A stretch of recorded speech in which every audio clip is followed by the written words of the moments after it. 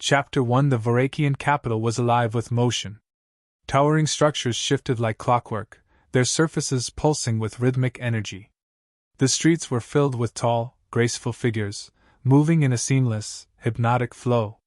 Every step, every gesture, was calculated, synchronized, perfect. Then, the human ship crashed into the center plaza. It wasn't a violent impact, more of an ungainly landing. The vessel's thrusters stuttered, overcompensated, then gave up entirely, sending the craft sliding in a way that could only be described as ungraceful. The Varakians froze mid-motion. An entire civilization, built on harmony, had just witnessed chaos drop out of the sky. The ship's hatch hissed open, and Jonas Falkland stepped out, adjusting his jumpsuit. He took one look at the pristine, moving architecture and the elegant aliens staring at him in horrified silence. Well, that's one way to make an entrance. A ripple of discomfort spread through the crowd. Their rhythm had been disrupted. Jonas had expected alien cultures to be different, but this was something else. These people moved like music, like breathing equations, everything flowing in perfect unity. It was mesmerizing. And deeply unsettling. A towering figure approached, flanked by two Varakians in elaborate robes. He was taller than the rest, his long, intricate robes swaying in precise harmony with the shifting ground beneath him. His silver eyes studied Jonas with a sharp, measuring gaze. "I am Grand Choreographer Axarin," the figure said, voice smooth yet rigid. "You have arrived in Discord." Jonas gave a sheepish grin. "Yeah, sorry about that. My ship's auto-stabilizers had a difference of opinion with your gravitational field. I'll buff out the scratches later." Axarin's jaw tensed. The concept of scratches seemed offensive to him. "You were summoned here to repair the etheric dampener, not to disrupt the sacred flow of VorXYL. "Right. The dampener. That thing's been causing interference in human ships. I assume that's not intentional? The etheric dampener is flawless." Axarin's voice was sharp. "It is maintained through the eternal motion, our people's unity with the great rhythm. If there is failure, it is not in the dampener. It is in your ships." Jonas ran a hand through his hair.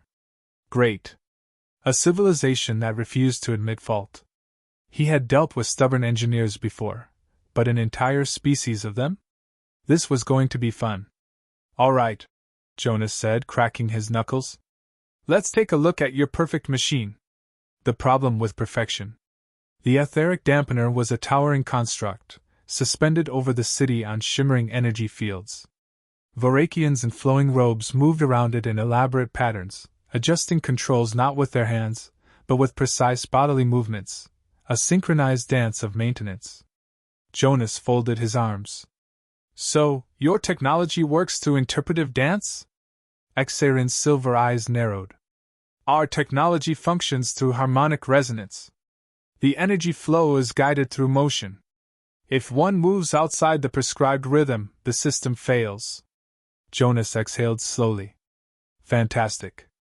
He wasn't just fixing a machine, he was fixing a machine designed to be performed. "Let me guess," he said.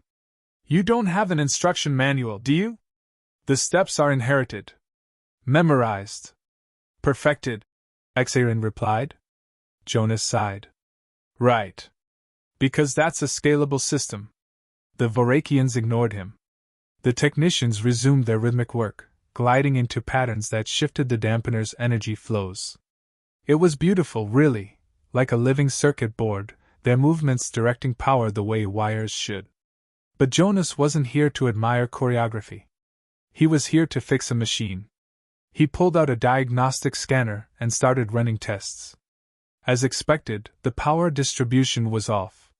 The dampener was overloading in irregular pulses, causing interference for passing ships. Easy fix, in theory.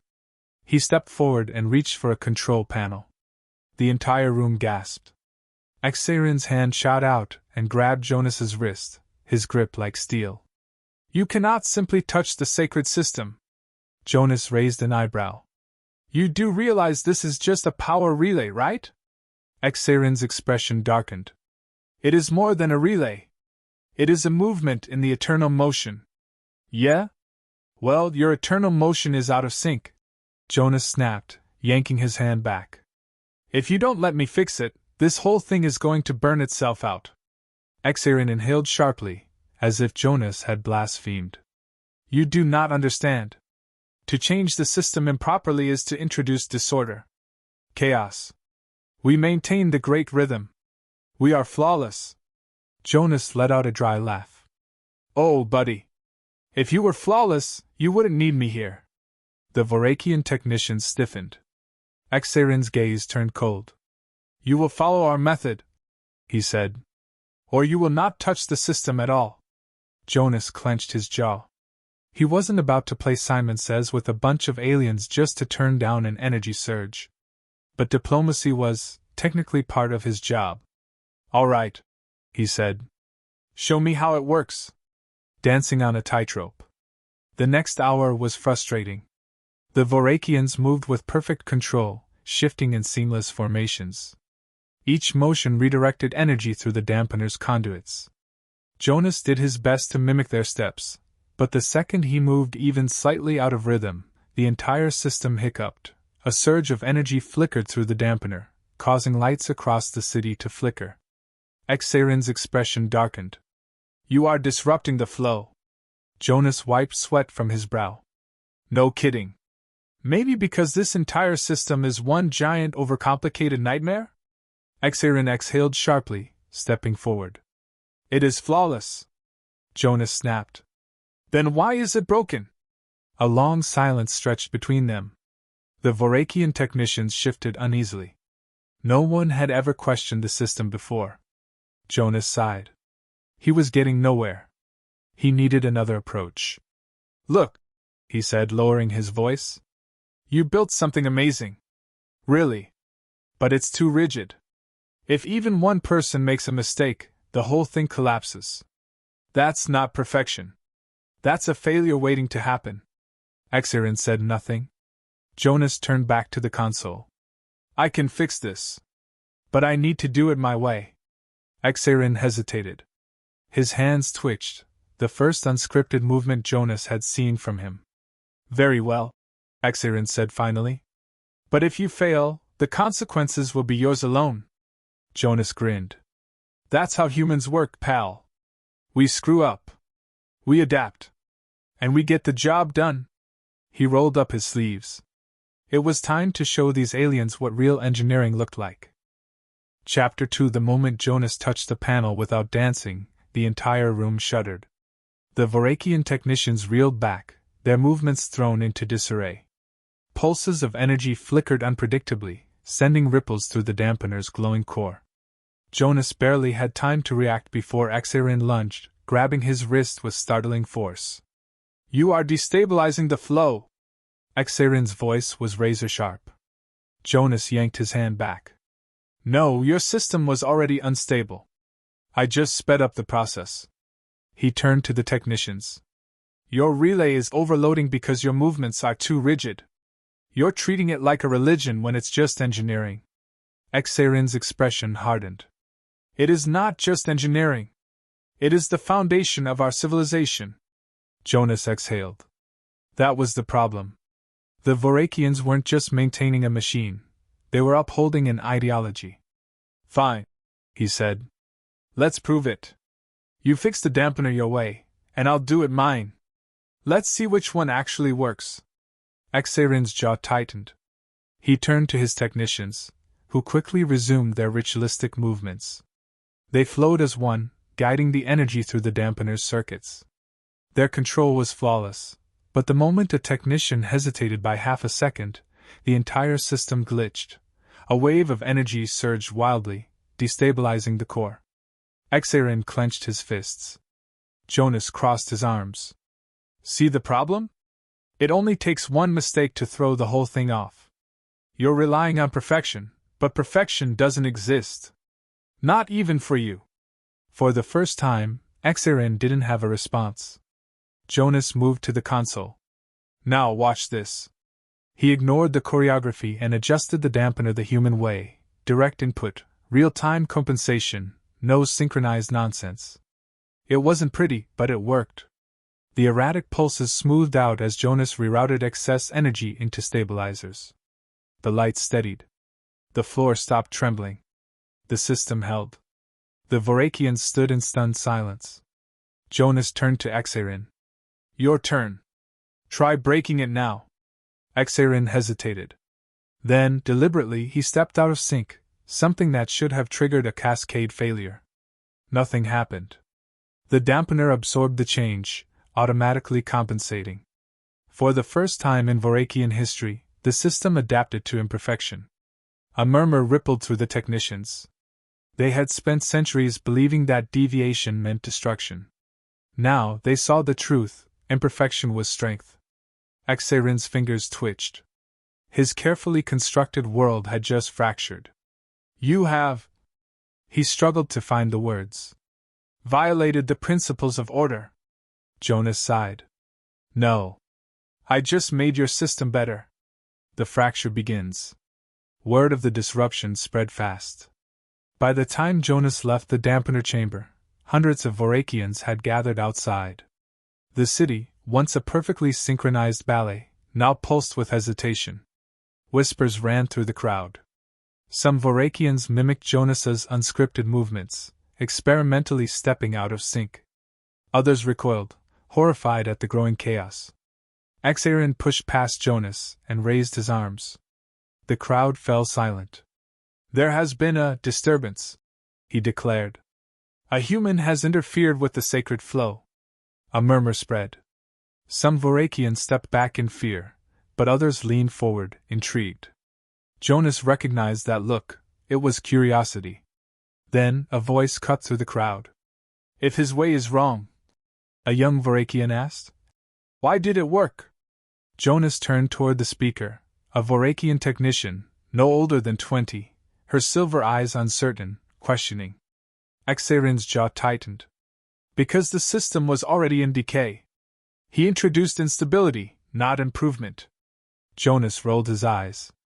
Nice try, but we both saw what happened. Your system was fragile before I touched it.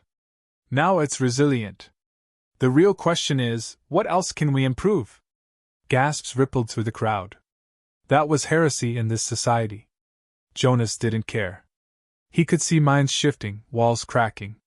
Some Vorakians weren't afraid anymore. They were interested. Exerin stepped forward, his posture rigid with authority. The great rhythm has guided us for millennia. You do not understand its depth. Maybe not, Jonas admitted. But I understand something else. The universe doesn't care about your rhythm. It doesn't care about perfect movements or flawless sequences. It's messy. Unpredictable. If you can't adapt, you'll get left behind. The technician girl hesitated. Then, tentatively, she moved her hand out of sync with the others. A simple motion, but in this culture, it was revolutionary. More Vorakians followed. Small, hesitant deviations. Unscripted gestures. The synchronized perfection of the city shuddered. Exerin's fists clenched. This must stop. His voice was sharp, controlled, but Jonas saw something beneath it. Fear. Because his people were listening. The ultimatum. Jonas turned to Exerin. You can't unsee it, can you? The cracks in your system.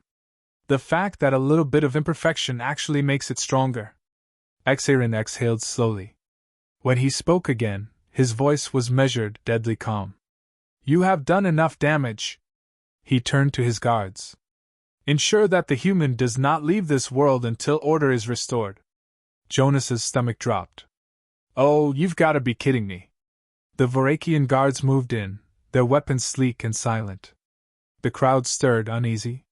The technician girl stepped forward. Grand choreographer, if his method works, why do we fear it? Because it threatens everything we are. Exerin snapped. Jonas raised his hands. Look, I didn't come here to start an existential crisis. I came to fix a machine. The fact that your people are questioning things? That's on you.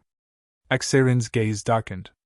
You are not leaving until this disruption is undone. Jonas's mind raced. His ship was still under repair. No way to escape. And now, he had half the city questioning their own way of life. Great. He turned to the technician girl. Hey, what's your name? She hesitated. Kailna. Kailna, Jonas said. Do you want to learn how to fix things the human way? Kailna nodded. Others in the crowd followed. Xarin's face was carved from stone. You will regret this. Jonas grinned, despite the impending doom. I doubt that. Then the guards moved in. Chapter 3. The moment the guards lunged, Jonas reacted on instinct. He wasn't a soldier, but he'd survived enough engineering accidents to know when to move fast or die. He dodged right as a Vorakian energy baton sliced through the air where his head had been. Not a fan of forced imprisonment, guys! He shouted, backing toward the control panel. Kailna and the few Vorakians who had dared to question their own beliefs hesitated, caught between fear and something more dangerous, curiosity. Xarin's voice cut through the chaos. Restrain him! Now! Jonas didn't have time for careful diplomacy. He grabbed the nearest emergency power reroute module from the panel and ripped it free. The dampener chamber shuddered. The Vorakian guards hesitated. Their species thrived on perfect movement, but right now, the entire world tilted unpredictably beneath their feet. Jonas gritted his teeth. Risky move. If he couldn't reroute the excess energy in time, the core might rupture. Xarin, Jonas called, his fingers working fast. You can either stop me, or you can save your city. You can't do both. The grand choreographer's face was carved from fury. His world was unraveling, and Jonas had just yanked another thread. Your interference will destroy everything. Xarin growled. Jonas snorted. Yeah, well, your system was already running on borrowed time. At least now you have a chance to fix it. Kailna stepped forward. He's right, she said, voice steady despite the tension. We should listen. The crowd rippled with uncertainty. Some Vorakians shifted their weight, breaking their perfect formation, tiny rebellions in real time. Xarin saw it too. And for the first time, Jonas saw true fear in his eyes. You think this is about one system? Xarin whispered. You have no idea what you've done. Jonas kept his focus on the console. Then enlighten me. Xarin didn't respond. The ground trembled again. The core was approaching overload. Jonas swore under his breath. I can stabilize it, he muttered, hands flying across controls. But I need help. He turned to Kailna. You in? Kailna nodded without hesitation. Jonas shoved a relay pad into her hands. Good. Hold this steady. And if you see something sparking, hit the blue switch, not the red one. She blinked. Why not the red one? Because that one blows us up, Jonas muttered, already moving. Kailna stared at the switch like it might bite her. The guards hesitated, waiting for Xarin's order. But Xarin was frozen, his mind calculating a future he no longer controlled. The moment stretched thin. Then, Jonas found the right override sequence, and slammed his fist onto the console. The energy surge reversed. The dampener, for the first time in centuries, didn't just compensate for movement, it adapted dynamically. No rigid patterns, no fragile perfection. Just pure function. The system settled. The city stopped shaking. And for the first time in Vorakian history, a machine worked better because it wasn't perfect. Silence. Then, a voice from the crowd. He fixed it. Another Vorakian whispered. Without the dance? Jonas turned to face them, wiping sweat from his brow. Yeah. And guess what? It's not broken anymore. The words hit like a shockwave. The Vorakians stared at each other, their synchronized world fractured beyond repair. Some looked terrified. Others? Liberated. Kailna breathed out slowly. So, what now? Jonas glanced at Xarin. The grand choreographer had lost. He knew it. Xarin straightened, every movement deliberate.